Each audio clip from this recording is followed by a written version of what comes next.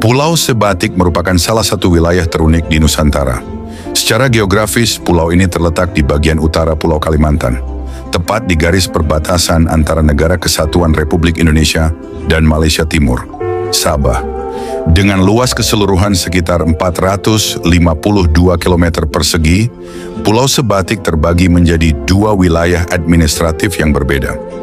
Bagian utara dengan luas sekitar 187,23 km persegi, termasuk ke dalam wilayah negara bagian Sabah, Malaysia, sedangkan bagian selatan seluas 246,61 km persegi berada di bawah administrasi Kabupaten Nunukan, Provinsi Kalimantan Utara, Indonesia.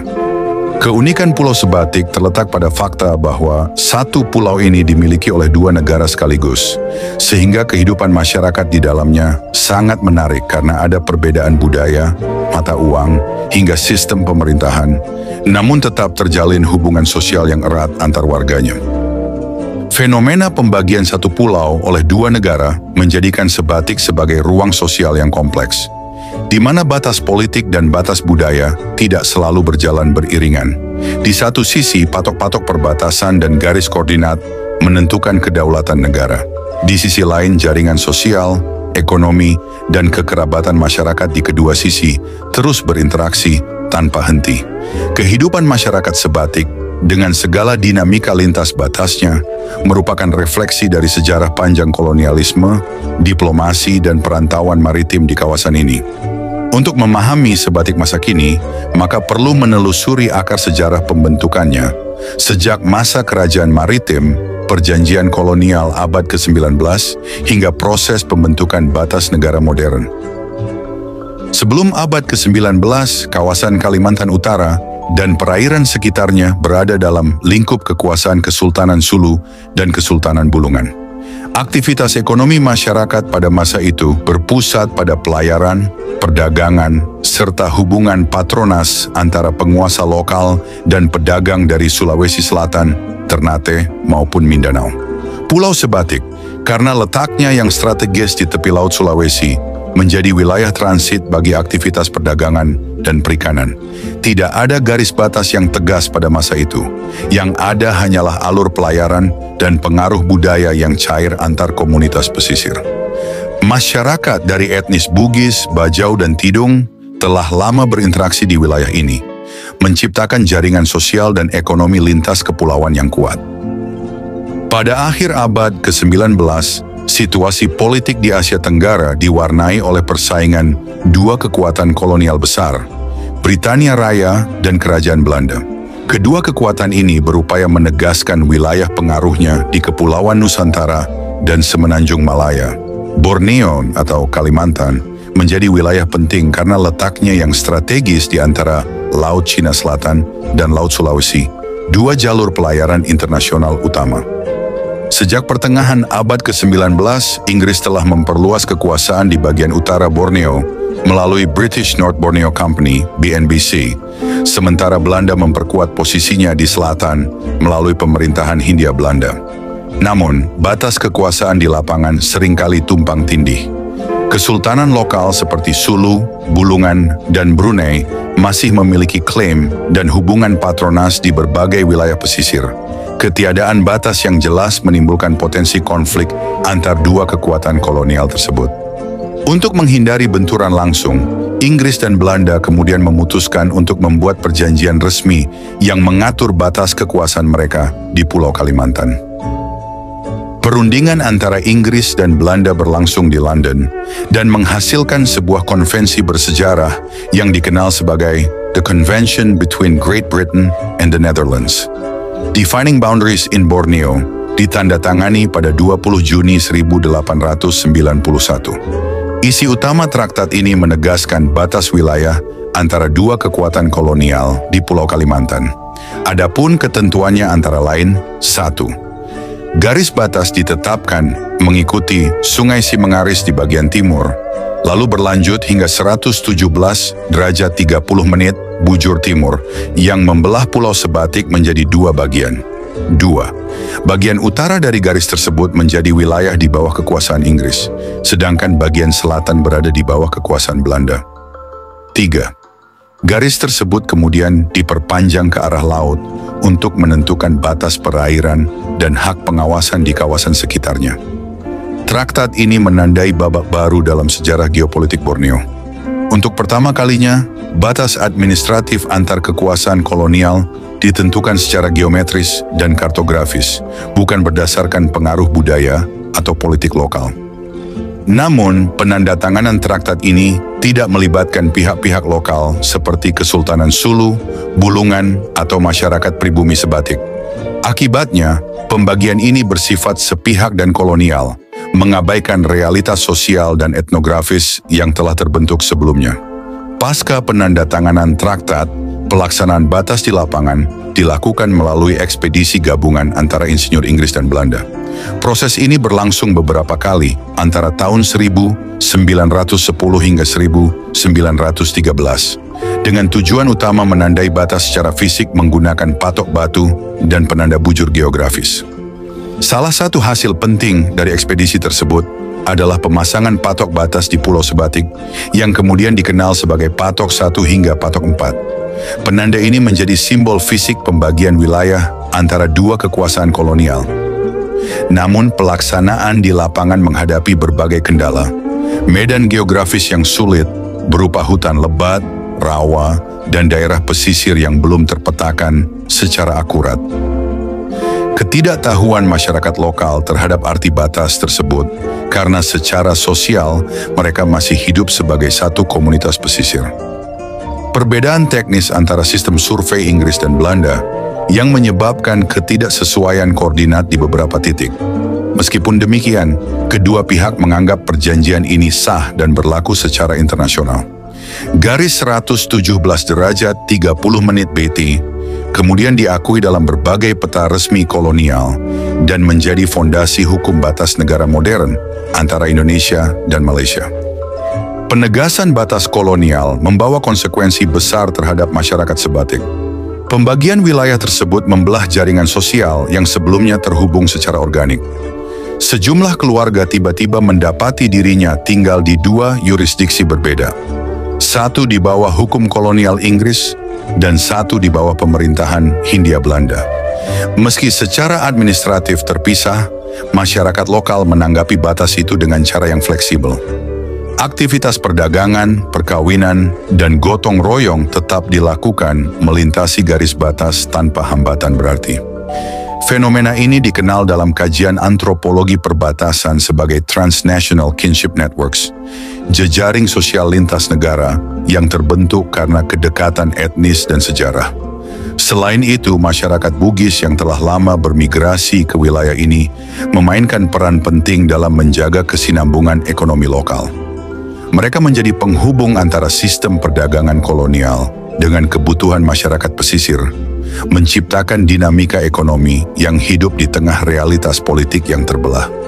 Dengan demikian, meskipun Traktat London menandai pemisahan politik, kohesi sosial di tingkat akar rumput tetap terpelihara.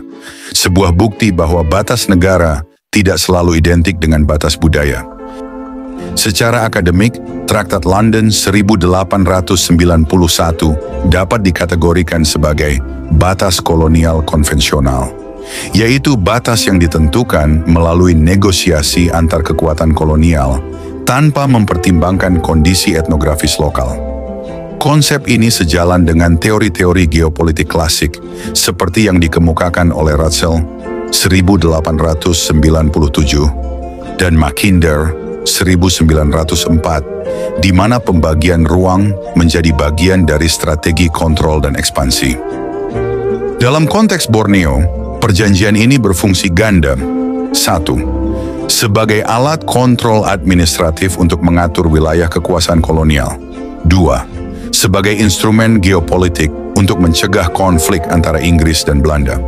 Namun dalam jangka panjang, batas yang bersifat artifisial ini melahirkan persoalan baru di masa pasca kolonial. Setelah Indonesia merdeka dan Malaysia terbentuk, 1963, garis 117 derajat 30 menit tetap menjadi dasar batas negara. Akibatnya, persoalan delimitasi dan demarkasi di wilayah laut sekitar Sebatik masih menjadi topik diplomasi antar negara hingga kini. Dengan demikian, Traktat London 1891 menjadi tonggak penting dalam pembentukan batas modern antara Indonesia dan Malaysia. Ia lahir dari logika kolonialisme yang berupaya menata ruang berdasarkan peta dan koordinat, bukan berdasarkan kenyataan sosial masyarakat. Namun, masyarakat sebatik telah menunjukkan kemampuan beradaptasi terhadap perubahan tersebut. Mereka hidup di antara dua sistem politik, tetapi tetap mempertahankan identitas dan solidaritas budaya yang sama. Pulau ini pun menjadi simbol ketegangan antara batas politik dan realitas sosial, antara warisan kolonial dan dinamika kebangsaan masa kini. Tahun 1963 menjadi tonggak penting dalam sejarah politik Asia Tenggara.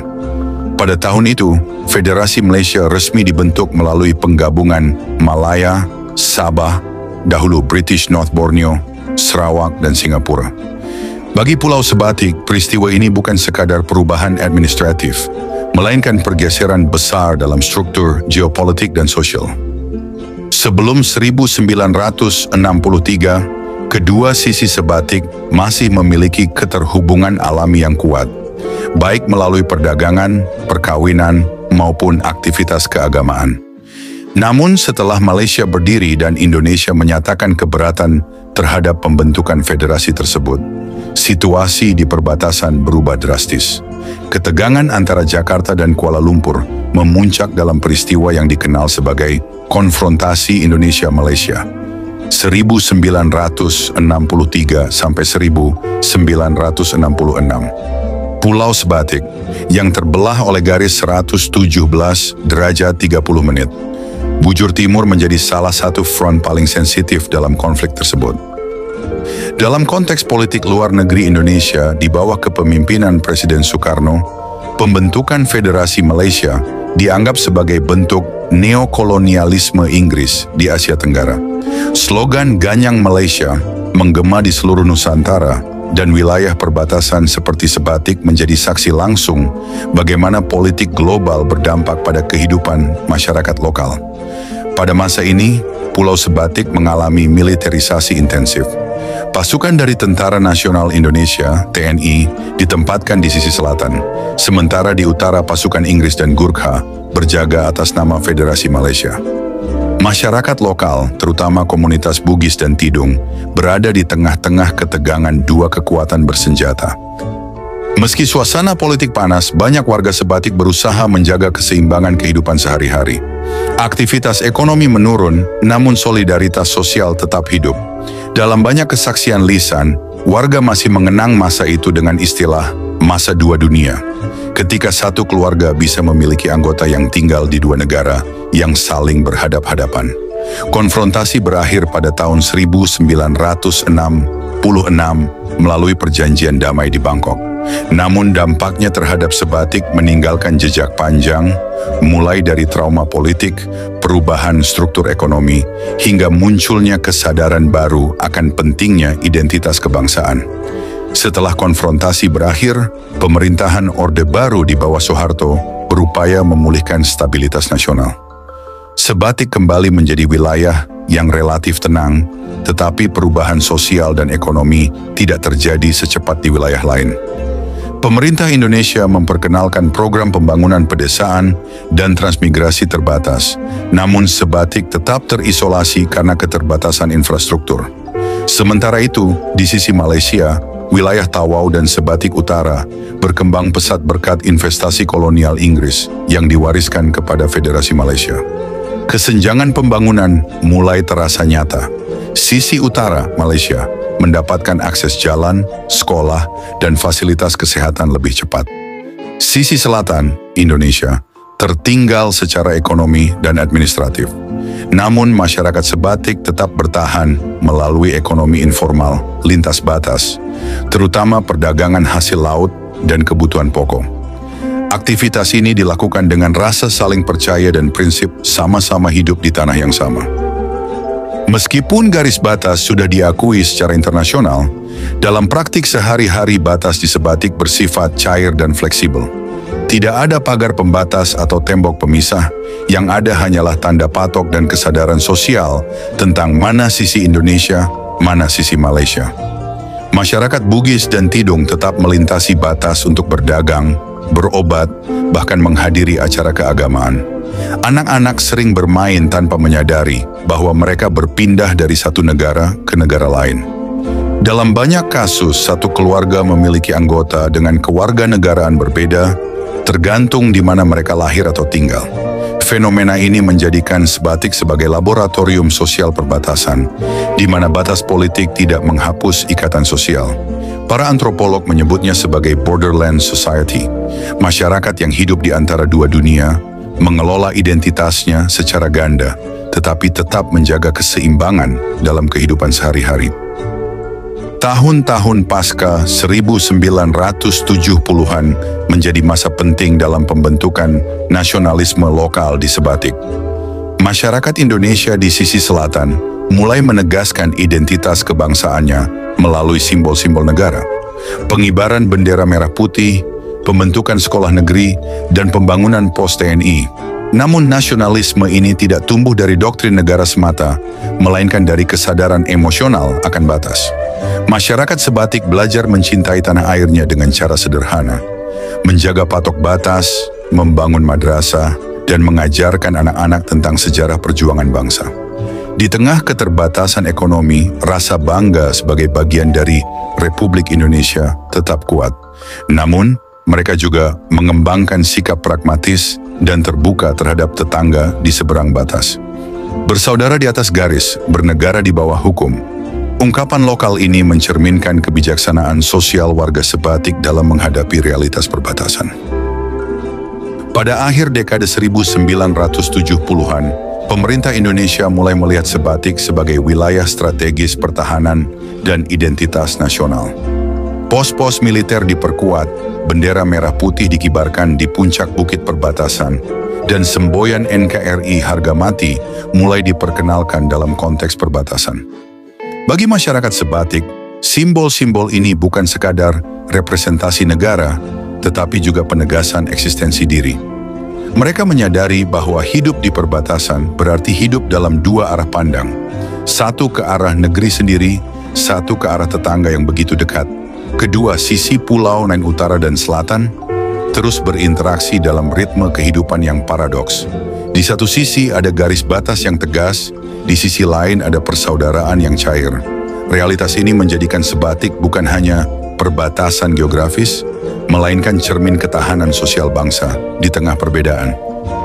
Saudara-saudara, bab berikutnya mengulas dinamika migrasi dan pembentukan permukiman masyarakat Bugis di Pulau Sebatik, serta bagaimana tradisi perantauan mereka membentuk fondasi sosial dan ekonomi di wilayah perbatasan antara Indonesia dan Malaysia. Migrasi suku Bugis ke Kalimantan, termasuk ke Pulau Sebatik, merupakan bagian dari diaspora maritim Sulawesi Selatan yang telah berlangsung selama berabad-abad. Sejak abad ke-17, masyarakat Bugis dikenal sebagai pelaut dan pedagang tangguh yang menjalin jaringan niaga dari Selat Makassar hingga pesisir Borneo, Filipina Selatan, dan Semenanjung Malaya. Pergerakan ini tidak hanya didorong oleh motif ekonomi, tetapi juga oleh faktor sosial dan politik. Konflik internal di kerajaan-kerajaan Bugis seperti Bone, Wajo, dan Sopeng mendorong banyak orang Bugis untuk masompe, merantau ke negeri seberang demi mencari kehidupan baru yang lebih aman dan sejahtera. Memasuki paruh kedua abad ke-19, arus migrasi Bugis menuju Kalimantan Timur dan Kalimantan Utara meningkat pesat seiring berkembangnya jalur pelayaran antara Parepare, Sinjai, dan Baru dengan Tarakan, Nunukan, dan Tawau. Pulau Sebatik yang berada di garis perbatasan antara wilayah Hindia Belanda dan Inggris menjadi salah satu titik persinggahan strategis dalam rute pelayaran niaga tersebut. Kehadiran orang Bugis di pesisir Kalimantan, termasuk wilayah sekitar Sebatik, sudah berlangsung sejak abad ke-18. Pada masa itu, mereka menjalin hubungan dagang dan sosial dengan masyarakat Tidung di bawah pengaruh Kesultanan Bulungan. Hubungan ini berlangsung secara alami melalui jalur perdagangan maritim yang menghubungkan berbagai pusat niaga di Nusantara. Meski demikian, komunitas Bugis yang menetap secara permanen di Pulau Sebatik baru terbentuk kemudian. Dalam tradisi lisan masyarakat Sebatik, Ambo Emang, seorang perantau asal Wajo, Sulawesi Selatan, dikenal sebagai tokoh pertama yang menetap secara tetap di pulau ini sekitar tahun 1967. Ia dipandang sebagai pelopor pembukaan lahan dan penggerak ekonomi yang kemudian diikuti oleh gelombang perantau Bugis lainnya dari Wajo, Boneh, dan Sopeng.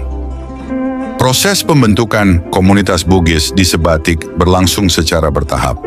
Awalnya mereka bermukim di daerah pesisir seperti Sebatik Tengah dan Sebatik Timur yang mudah dijangkau kapal sebelum menyebar ke wilayah daratan yang lebih luas. Permukiman mereka memiliki ciri khas arsitektur Bugis, rumah panggung dari kayu yang berorientasi ke laut, berfungsi sebagai tempat tinggal sekaligus pusat aktivitas ekonomi. Desa Pancang merupakan salah satu desa tertua di Pulau Sebatik, Kalimantan Utara. Nama Pancang sendiri berasal dari bahasa Bugis yang berarti patok, simbol penanda atau batas yang kelak menjadi identitas penting bagi wilayah ini. Bagaimana kisah perjalanan Haji Bedu Rahim hingga tiba di Pulau Sebatik dan menjadi orang pertama yang menetap di Desa Pancang? Seperti apa sosok beliau di mata anak-anaknya? Berikut kisahnya. Saya Pak Haji Arsat ya, Kepala Desa Pancang pertama. Kami akan mencari tahu informasi tentang bagaimana Pancang di awal dan juga sosok dari Bapak Haji Bedu Rahim ya. Pak, langsung saja saya tanyakan pertama kalinya, seperti apa sosok dari Haji Bedu Rahim itu Pak? Mungkin banyak yang belum mengetahui dari beliau. Bapakku dulu jelek. Kalau bilang nggak bisa dipukul betul orang itu. Tegas ya? Ya, lain itu. Keras orang. Oh, dia tentara, dia berimob, dilawan semua. Sosok dari Pak Haji Bedu Rahim. Lain bapakku itu. Tapi Pak, kita bicara awal. Beliau itu awalnya dari Boneh ya? Dia dari Boneh. Pindah ke Samarinda. Ya. Mungkin bisa diceritakan Pak riwayatnya. Iya, Samarinda. Di Jambatan 1 dulu beli rumah. Di Jambatan 1 dulu. Iya, Jembatan 1 di Samarinda. Iya. Dari Boneh ke Samarinda kenapa pindah? Waktu konfrontasi Indonesia dengan Lahan Musakar. Oh, waktu itu yang konfrontasi. Iya. Pindah ke Samarinda. Iya. Beramai-ramai ya sama keluarga. Oh, semua perahu pinisi. Oh, pakai perahu pinisi waktu itu. Iya. Setelah sampai di Samarinda dan hidup di sana. Iya. Terus itu ke Filipina lagi. Iya. Kenapa waktu itu Pak ke Filipina lagi? Di Samarinda sudah nggak bisa itu. Dulu bapakku punya mobil di Samarinda 3. Ya. Iya. Terus itu usaha mungkinnya ke Filipina. Iya. Jual karena nggak cocok sudah jadi pengusaha di Samarinda. Lari ke Filipina. Iya. Setelah itu ke selatan. Filipina Selatan ya. Iya. Dekat dari Sebatik sini. Iya. Filipina Selatan. Habis di Filipina Selatan. Nah, Filipina Barat. Di Filipina Barat. Iya. Setelah dari Filipina baru ke Sebatik. Iya. Bisa diceritakan juga awal mula beliau masuk ke Sebatik itu seperti apa? Iya, itu karena Datuk Langkat. Camat menurutkan. Iya. Bapak Haji bagus sih ke sana. Sebatik maksudnya. Sebatik. Iya. Belum ada orangnya di situ. Belum ada hutan semuanya. Wah, masih hutan. Kalau berani, ya silakan. Dan ternyata berani. Oh iya, dia bilang bapakku, apa kita takut? Kemauan Tuhan saja. Ya, semua anaknya saya dibawa ke sana perahu besar. Ya, pakai perahu pinisi. Iya. Setelah dari Boneh ke Samarinda, lalu ke Filipina ke Sebatik lagi. Iya. Pertama kali di Sebatik itu di mana? Di sungai. Sungai di Pancang. Sungai Pancang itu. Iya. Di Sungai Pancang. Bikin rumah-rumah di situ. Adek, bapakku, semua anaknya semua di situ. Masuk yang kita tempati juga saat ini Desa Pancang. Belum ada. Beliau yang kasih nama ya? Iya. Menurut beberapa riwayat Pak yang kami baca, namanya itu dari Pato ya atau Pancang. Iya, Pancang. Bahasa daerah Bugis ini Pancang. Itu di sungai. Jadi sungai di Pancang. Iya. Jadi namanya Pancang. Iya. Di Pato itu ya? Iya, di Pato. Dari sungai ke sana 5 meter. Ke sana Malaysia sudah. Jadi Pancang yang atau Patok yang dimaksud ini batas negara ya? Iya. Indonesia Malaysia. Iya. terus ke apa namanya, ke tempatnya itu apa di atas tuh. Jadi asal muasal atau riwayat dari nama desa Pancang ini adalah Patok itu tadi ya? Iya. Atau Pancang. Iya, Pancang. Jadi setelah sampai di sini Pak, bagaimana beliau kehidupannya di Sebatik itu? Pak Haji Berdurahim? Dulu bapakku petani. Petani ya? Iya, dia bukan petani, anak buahnya. Banyak anak buahnya? Oh, banyak. Dari Sulawesi ke ikut sama bapakku. Itu ceritanya. Oke, itu tadi sosok dari beliau ya, Iya. Pak Haji Berdurahim. Oh, lain. Kalau nggak bisa pukul itu nggak peduli. Katanya salah satu kelebihannya beliau Pak, tidak Wah, iya. sakit, tidak dimakan panah. Iya, biar apa ditembak kakak Jadi tentara itu sama brimob dulu. Ya. Takut kalau ada bapakku. Susah itu orang. Biar ditembak, dibukakan baju. Itu tadi dari sosok orang tuanya Bapak ya, atau Pak Haji Berdurahim. Iya. Sekarang saya mau tanya Pak soal desa Pancang. Iya. Bapak adalah kepala desa pertama ya? Iya. Mungkin bisa diceritakan Pak, bagaimana dulu bisa Bapak akhirnya menjadi kepala desa pertama? Saya tidak mau betul, tidak mau saya. Semua orang tua di mana semua itu banyak orang sarjana. Kenapa saya baru kelas 3 SM? Bagaimana? Loh, kamu betul-betul orang di datang langkah Ya. di saya. Kamu lah. Akhirnya jadi juga Pak. Tahun Iya. berapa pertama kalinya Pak Haji Berdurahim ini injak Sebatik ini? Tahun Tahun 63. 63 ya, Iya. zaman KKO waktu Iya, itu ya. iya. Masih ingat waktu itu KKO seperti apa Pak? Suasananya Iya. Kalau saya dulu tinggal di Malaysia. di Malaysia waktu itu zaman KKO ini. Iya. Bapak aku di sini. Iya. Datang bapakku dipanggil saya sama Dato' Langkat. Atau langkah Iya. untuk jadi kepala desa, Iya. politik dari pemimpin. Mungkin ada yang ingin Bapak sampaikan, pesan-pesan Bapak buat anak cucu yang menyaksikan kita ini Pak, atau adik-adik yang Begini, saya langsung di politik, tapi nggak bisa saya anukan. Semua orang, wah susah kalau nggak Pak Haji Ersat itu susah, Sebatik susah. Kalau saya dulu kalau bisa ikut bapakku, kalau nggak boleh. Saya sampai di sini begitu. Biar timur ke apa? Kalau saya ada mana berani. betul. Iya. Ini Pak buat yang mungkin pemimpin di belakang. Biar banyak uangmu, kalau takmu nggak ada susah kok. Jadi pemimpin itu harus punya kemampuan. Susah. Harus kita sama orang. Kalau saya lihat dulu orang apa, kalau saya ada, saya suka ketawa. Iya, kalau saya dulu. Jadi Bapak melihat sekarang itu lebih banyak orang lahir dari iman politik. Iya, susah sekarang, susah memang. Sudah tidak mengandalkan. Iya, susah. Susah ya.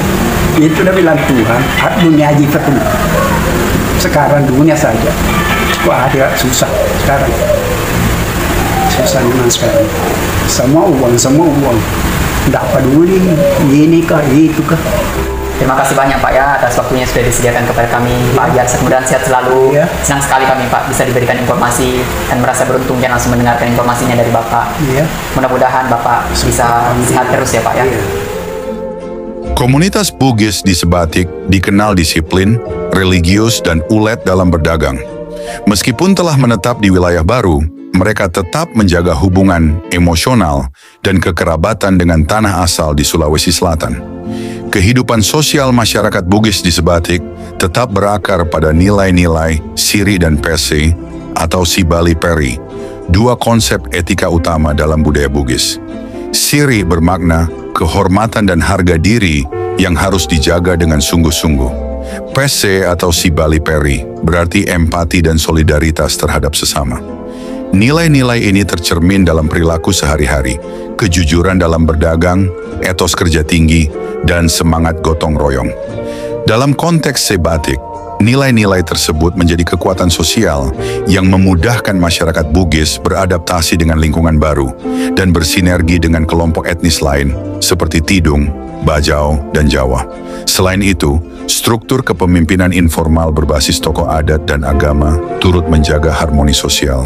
Mereka berperan sebagai mediator dalam menyelesaikan perselisihan dan menjaga tradisi melalui berbagai kegiatan keagamaan dan budaya seperti Mapalili, ritual sebelum turun ke sawah, maulid, dan syukuran laut. Sebagai masyarakat maritim dan pedagang, orang Bugis berperan besar dalam membentuk ekonomi lintas batas di Sebatik. Beberapa sektor utama mata pencaharian mereka meliputi 1. Perdagangan lintas batas. Letak Sebatik yang berdampingan langsung dengan Malaysia menjadikan aktivitas niaga antar negara sebagai tulang punggung ekonomi lokal. Barang-barang seperti beras, ikan kering, bahan bangunan, dan hasil kebun diperdagangkan menggunakan dua mata uang, rupiah dan ringgit, menunjukkan fleksibilitas ekonomi masyarakat perbatasan. 2. Perikanan dan kelautan. Tradisi pelaut Bugis menjadikan sektor perikanan sebagai identitas utama. Kapal-kapal mereka berlayar hingga ke perairan Tawau dan Nunukan dengan hasil tangkapan yang dipasarkan lintas batas. Kehadiran sentra kelautan dan perikanan terpadu SKPT di Sebatik memperkuat sektor ini. 3. Pertanian dan perkebunan. Sebagian masyarakat Bugis mengembangkan pertanian padi, jagung, dan kelapa sawit. Adaptasi terhadap kondisi lahan di Sebatik menunjukkan kemampuan mereka mengombinasikan budaya agraris dan maritim. 4. Tenaga kerja migran. Tidak sedikit warga Bugis Sebatik yang bekerja di perkebunan Malaysia, baik secara resmi maupun informal. Mobilitas ini menciptakan hubungan ekonomi yang saling bergantung di kedua sisi pulau. Keterampilan berdagang dan kemampuan beradaptasi menjadikan masyarakat Bugis aktor utama dalam ekonomi Sebatik, sekaligus jembatan antara dua sistem ekonomi nasional. Kehadiran masyarakat Bugis di Sebatik tidak berlangsung terisolasi. Mereka menjalin interaksi erat dengan suku Tidung, Bajau, dan kelompok etnis lainnya. Hubungan dengan Tidung terjalin melalui kegiatan pertanian dan perkawinan antar suku, sementara dengan Bajau melalui kerjasama dalam bidang perikanan dan pelayaran. Hasilnya adalah munculnya masyarakat hibrid yang memadukan keteguhan adat Bugis, kearifan lokal Tidung, dan keluasan Bajau, membentuk identitas sosial khas Sebatik yang inklusif dan dinamis. Fenomena unik di Pulau Sebatik adalah keberadaan komunitas Bugis di kedua sisi perbatasan, Indonesia dan Malaysia, Sabah. Mobilitas lintas batas ini telah berlangsung jauh sebelum garis perbatasan negara ditegakkan secara formal. Hingga kini, banyak keluarga Bugis memiliki kerabat di kedua sisi pulau, menjadikan hubungan sosial dan ekonomi antar negara terasa sangat cair. Di wilayah Sabah, komunitas Bugis memainkan peran penting dalam sektor perikanan, perdagangan, dan tenaga kerja perkebunan. Pemerintah Malaysia bahkan mengakui mereka sebagai salah satu kelompok etnis terbesar di Sabah. Sementara di wilayah Indonesia, Bugis Sebatik tetap mempertahankan bahasa, adat, dan jaringan sosial yang menghubungkan mereka dengan tanah asalnya di Sulawesi Selatan. Kondisi ini menunjukkan bahwa identitas Bugis bersifat transnasional, tidak dibatasi oleh batas politik, melainkan ditentukan oleh solidaritas etnis dan jaringan ekonomi. Pulau Sebatik menjadi contoh nyata bahwa batas negara tidak mampu memutus akar budaya yang telah terjalin selama berabad-abad.